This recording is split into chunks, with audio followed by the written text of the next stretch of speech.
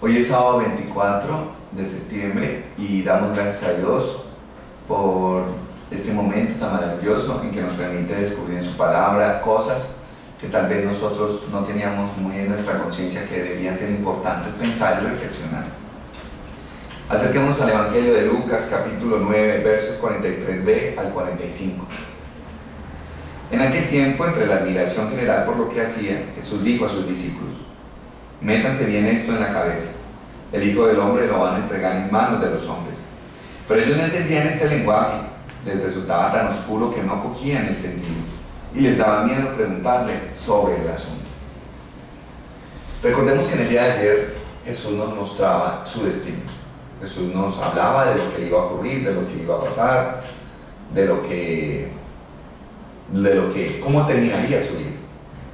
Hoy nos dice nuevamente lo mismo, pero ya no es tanto entender qué es lo que Jesús dice, sino aquí lo que la palabra de Dios nos sugiere ver es por qué los discípulos les costó muchísimo entender a Jesús. Y aquí nos muestran una de las razones, y decían, no entendían el lenguaje, no le encontraban sentido, lo veían oscuro y hasta les daba miedo preguntar. ¿Por qué tan enredados?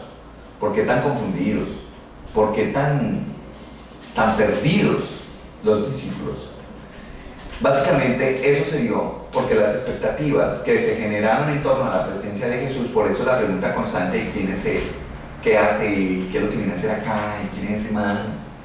Esas preguntas también generan respuestas que a veces no coinciden con la realidad, porque a veces las respuestas pueden ser inclusive fruto de mi imaginación o fruto de lo que yo espero que se dé y que tal vez en la otra persona yo puedo ver cumplir respuestas que yo quiero recibir, pero la realidad puede que no sea así.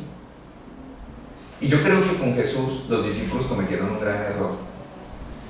Cuando Jesús les dijo, o cuando Pedro aceptó que Él era el Mesías, y cuando Jesús confirma que sí verdaderamente es el Mesías y les dice que por favor no le digan a nadie, los discípulos imaginaron que este Mesías era tronco de man poderoso que iba a acabar con los que amenazaban al pueblo de Israel y que iba a destruir al pueblo invasor, que era el Imperio Romano de la época.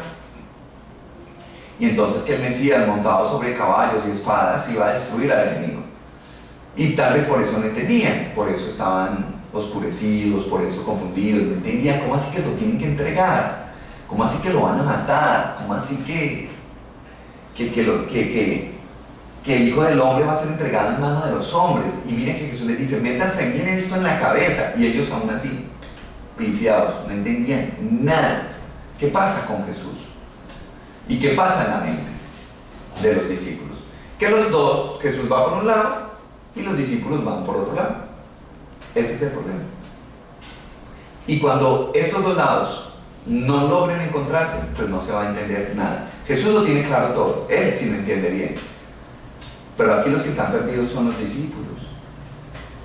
Nosotros no podríamos estar en la misma manera. Cuando tú haces oración, cuando tú buscas a Jesús, cuando tú dices que amas a Dios, de fondo, ¿qué te estás imaginando de Él? ¿No te parece que a veces muchas de nuestras oraciones y muchas de nuestras búsquedas espirituales les falta sentido, se ven oscurecidas, no las entendemos? ¿Pero por qué? Si yo he sido bueno, si yo no le he hecho mal a nadie, ¿y por qué me está pasando lo que me pasa? ¿Será que Dios no me escucha? ¿Será que Dios es una mentira? ¿Será que Dios no viene en ayuda de mi necesidad? ¿Será que no le interesa? Todo eso surge porque nosotros tenemos un imaginario errado de lo que es la presencia del Señor. Por eso hoy Jesús nos viene a decir, métete bien esto en la cabeza. ¿Y qué es lo que yo me tengo que meter en la cabeza? Que yo no debo imaginarme al Jesús de mi manera, al Jesús de mi bolsillo, al Jesús de mi propio parecer. No, ese Jesús no existe. El Jesús que existe es el Jesús de las Sagradas Escrituras. El Jesús que existe es el Jesús de la Iglesia Católica, que viene indagando sobre su presencia y su poder durante más de 2000 años, o sea que tiene mucho de qué decir. Esto no es un invento nuestro. Los curas no nos inventamos a Jesús. Nosotros hemos vivido a Jesús y reflexionado a Jesús durante muchos años, siglos. Por consiguiente no hablamos estupideces sobre Él. Es decir, que al Jesús que hay que conocer, hacia el Jesús de verdad, el Jesús de la historia misma, que la iglesia conoce, al Jesús de las Sagradas Escrituras y al Jesús que nos muestra la verdad de nosotros mismos.